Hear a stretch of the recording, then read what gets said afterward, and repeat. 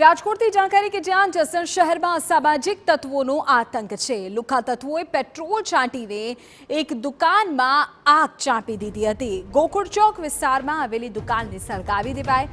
દુકાન માલિકે પોલીસ મથકે 4 શખ્સો સામે ફરિયાદ કરી છે। પોલીસે સીસીટીવીના આધારે વધુ કાર્યવાહી હાથ ધરી દીધી છે। અમે આપને જાણકારી રાજકોટથી આપી રહ્યા છીએ કે જ્યાંના જસદણ શહેરમાં અસામાજિક તત્વોનો આતંક જોઈ શકાય છે। કેટલાક લુખ્ખા તત્વોએ પેટ્રોલ છાંટી એક દુકાનને આગ લગાવી દીધી। આ ઘટના બની છે જસદણના ગોકુળ ચોક વિસ્તારમાં। દુકાન માલિકે હવે પોલીસ મથકે ફરિયાદ નોંધાવી છે। કુલ 4 લોકોની સામે ફરિયાદ કરવામાં આવી છે।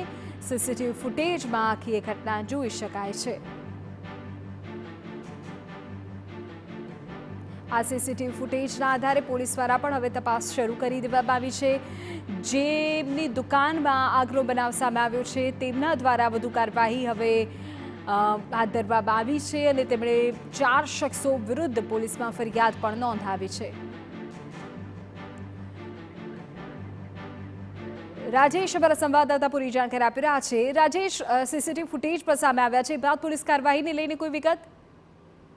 બિલકુલ, જે જસદણ શહેરમાં આ જે આવારા તત્વો છે તેનો આતંક છે તે જોવા મળ્યો હતો। થોડાક દિવસ પહેલા જ એક પેટ્રોલ પંપ પર મારામારીનો બનાવ બન્યો હતો। આજ ફરીથી જસદણના જે ગોકુળ ચોક છે ત્યાં વિસ્તારની અંદર કોઈ અસામાજિક તત્વો જે 4 જણા આવ્યા હતા અને ત્યારે જે વેપારી છે તે ઇલેક્ટ્રિક જે સામાન છે તે વેચતો હતો ને તે દરમિયાન જે કઈ રાત્રિના સમયે કોઈ ઇસમો આવી અને પેટ્રોલ છંટકાવ કરીને તેમને સળગાવવાનો પ્રયત્ન છે તે કર્યો હતો ને ત્યારે જે આ બાબતે જે માલિક છે તેમના દ્વારા જસદણ પોલીસમાં ફરિયાદ છે તે નોંધાવી છે અને હાલની તકે જસદણ પોલીસ દ્વારા આગળની તપાસ છે તે હાથ ધરવામાં આવી છે। જી ઓકે રાજેશ, આભાર તમામ વિગતો બદલ। તો જસદણ પોલીસે આ મામલે વધુ તપાસ હાથ ધરી છે।